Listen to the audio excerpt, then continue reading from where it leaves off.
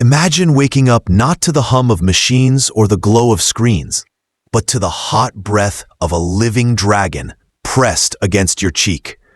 A creature of fire and legend nestled beside you in the quiet of dawn. How did a simple ranch family end up raising a hatchling in their own home? What began as an act of mercy became the most extraordinary bond of their lives.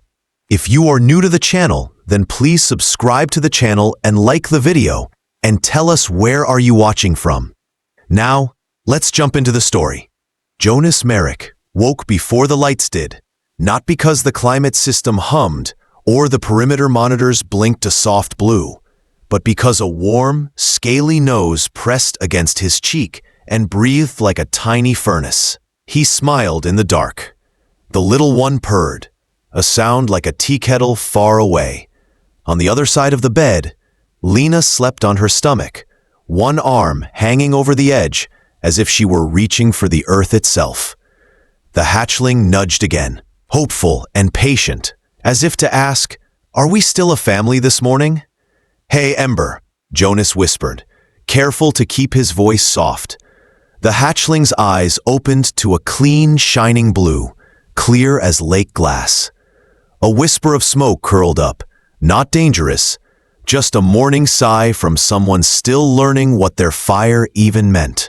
3 months earlier, if anyone had told Jonas he would be sharing a bedroom with a dragon, he would have laughed, checked the perimeter cams, and gone back to fixing the fence bot with a wrench between his teeth. Yet here, in the clean air of 2061, in a corner of the Great Plains where wind towers met old ranch roads, he was.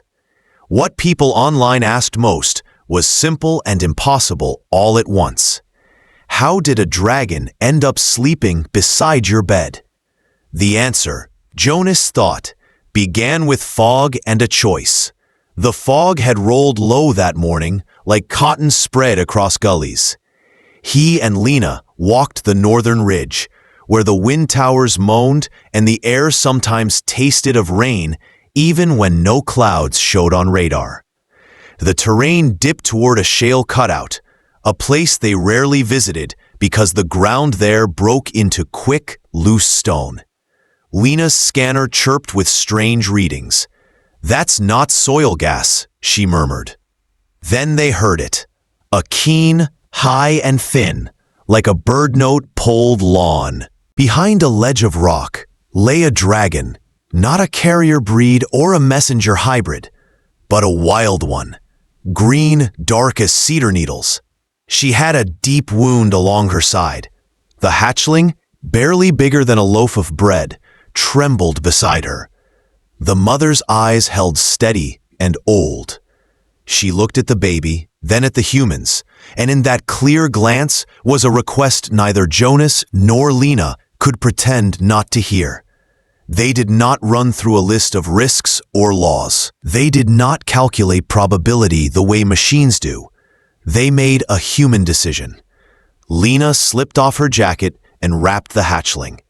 Jonas called Ria Torres, a xenobiology guide whose field notes had helped half the county with tricky wildlife encounters, and asked for immediate, simple steps.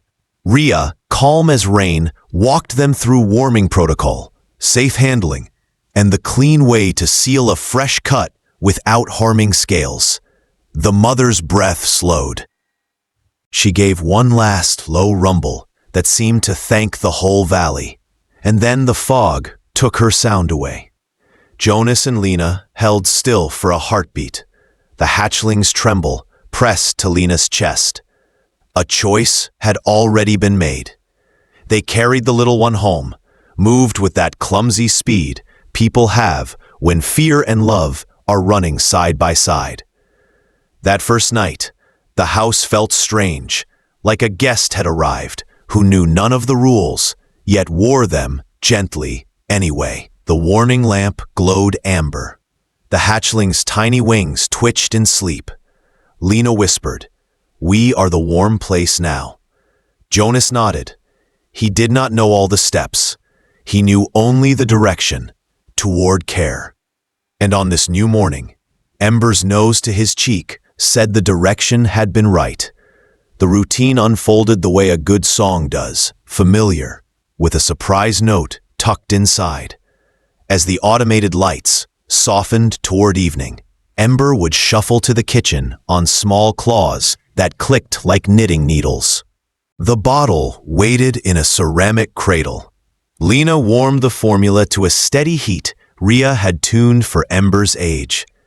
Jonas held a small thermometer and pretended it needed his squinting attention, though he had already memorized the perfect feel in his palm. "We're not spoiling him," Lena would say, and then smile because the fireproof blanket on the floor had a stitched name across the corner. Ember, in thread that refused to melt. After feeding, Ember padded to the bedroom. A thick ceramic pad sat beside Jonas's side of the bed. Ember curled there, tucking nose under wing, letting out long, foggy snores that sounded like weather rolling across a plain. In the morning, sun through the smart glass woke Ember gently. The membranes in those small wings flickered with light and shadow like a quiet flag. The house, in turn, learned new manners. The sofa traded cotton for treated fabric that shrugged at accidental sparks. The doors updated their logic, recognizing Ember's heat signature as family.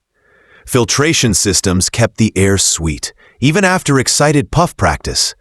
Jonas added sensors that chimed politely when Ember wandered near the workshop, not to warn him off, but to invite a safe escort for curious little feet. The neighbors, Harper and June, had doubts at first. "Dragons grow," Harper said at a community forum, tapping a graph on his tablet. "And fire is fire." Lena, who grew tomatoes in soil she spent all winter perfecting, said softly, "Fear grows too, unless it meets a face." Invited with kindness and clear rules, the neighbors came by. Ember, who could sense worry like a shift in wind, approached with his best manners. He offered a gentle wing stretch, no flame, then settled onto his pad and hummed his sleepy tea kettle song. June cried before she knew she would. The fear left like fog when sun insists on itself. Local news heard, then wider media, then too many. Jonas and Lena drew clear borders. No midnight drop-ins, no drones over the yard. Ember's comfort first. Rhea Torres, who dropped by monthly, never treated Ember like a specimen. She asked permission in small ways. A palm held out for scent, a quiet word, a break when Ember needed to lie on his side and watch dust in the window beams. As weeks folded into one another, Ember learned. Gentle flame, for the fireplace or a single candle across the room. No flame. When guests visited, or when Pickle, the neighbor's elderly mutt, napped near Ember's pad. Emergency flame, a skill they hoped never to use, rehearsed with calm drills and a high margin for safety. Outside, wind towers turned and turned. Inside, Jonas began to talk to Ember the way some people talk to seedlings. He kept it simple. You are safe. You are loved. We are learning together. Ember answered in body language first, tail swish, bright eyes, controlled little huffs. And then came the day a sound left Ember's throat that was not quite a word, but close enough to pull every rib in Jonas's chest toward the same center. "Joe," Ember said, and then sneezed a surprised spark that died at once on the ceramic tile. That night, all three of them slept a little deeper. The alarm woke the dark, not the soft door chime or the polite perimeter tone, but the urgent one that turned the house blue. Ember was up before Jonas could swing his feet to the floor, wings tight to his sides, eyes bright with a kind of focus Jonas had seen in working dogs and wild geese. Lena was halfway down the hall, bare feet silent, voice steady. Ember, to heal. Through the kitchen window, they saw movement at the edge of the garden beds. 3 figures in matte gear, their outlines breaking the lines of the hedges. Nets in their hands, shimmered like rain that forgot how to fall. Alert sent, Jonas said, thumbing the beacon. The ranch's drones lifted with a low, even sound. Spotlights washed the gravel in pale light, and the figures turned. One threw a net that crackled electric and hissed against the smart fence when it missed. Mark our space, Lita said. Calm the way seas are calm just before the tide changes. Ember stepped forward, his little chest broadening. They had practiced a warning arc again and again. Not toward people, not onto anything that could catch, but a bright ribbon across wet gravel, no higher than a knee. Ember drew breath, held it, and let a clean curve of flame write a line of heat in the night. It hissed and went out, leaving only the smell of iron and steam. The intruders hesitated. That was long enough. Patrol lights swept in. A recorded voice asked for still hands. The nets dropped to the ground with soft metallic whines. Ember returned to Lena's side and pressed his nose into her hand, the way he always did after small victories. Not for praise, just to count the heartbeats of his people. Officers took statements under the kitchen awning while the first blueness of morning touched the far fields. The intruders were hauled away with a quiet efficiency that felt like a blanket finally being pulled up to your chin after a cold evening. In the week that followed, the neighborhood wove itself tighter. Harper organized a watch roster that included warm muffins and silly walkie names because someone said laughter helps the night move along. The county adopted stronger protections for domestic dragons. A simple registration meant responders could prioritize addresses and cross-check safety plans without prying into private life. Jonas and Lena chose what to share and what not to, and nobody pushed back. Ember, who had held steady on the night of nets, seemed to release a held breath the next afternoon. Then he curled against Lena's leg and made a sound like a word reaching for daylight. "Lee," he said, then blinked in surprise and said it again, fond and sure. Ria Torres brought tea and didn't even open her field kit for half an hour. When she finally did, it was with a soft question to Ember that sounded like a cousin asking if he wanted to draw. She took notes by hand, slow, respectful. "This is not a show," she said, and Jonas liked her more for it. Soon after, Omi Banerjee, Ember stood by a fence that did not threaten, while beyond it, a small crimson juvenile flicked a forked tongue and made a quiet chirp. Ember chirped back. It was simple. It was enough. They drove home with windows cracked for the wind, Ember strapped into a harness that he liked because it meant he could look out at everything all at once. That night, the house felt bigger without changing size. A month later, a letter arrived that was more invitation than request. The preserve had a second orphan, smaller than Ember, scales the color of dusk with a faint lavender sheen. Omi asked if Jonas and Lena would consider a trial foster. They did not answer out loud at first. They looked at Ember. Ember tilted his head, then trotted to the bedroom and dragged his extra pad into the living room with a purposeful scritch-scritch that said more than a speech could. They named her Sola. She was shy, a little cautious, but Ember never hurried her. He showed the best sunny spot by the window and the quietest corner under the table. He demonstrated the chirp they used for "bottle please" and a different chirp they used for "no spark here." Sola watched, fought, and then tried each new thing as if stepping onto ice that might hold or might not.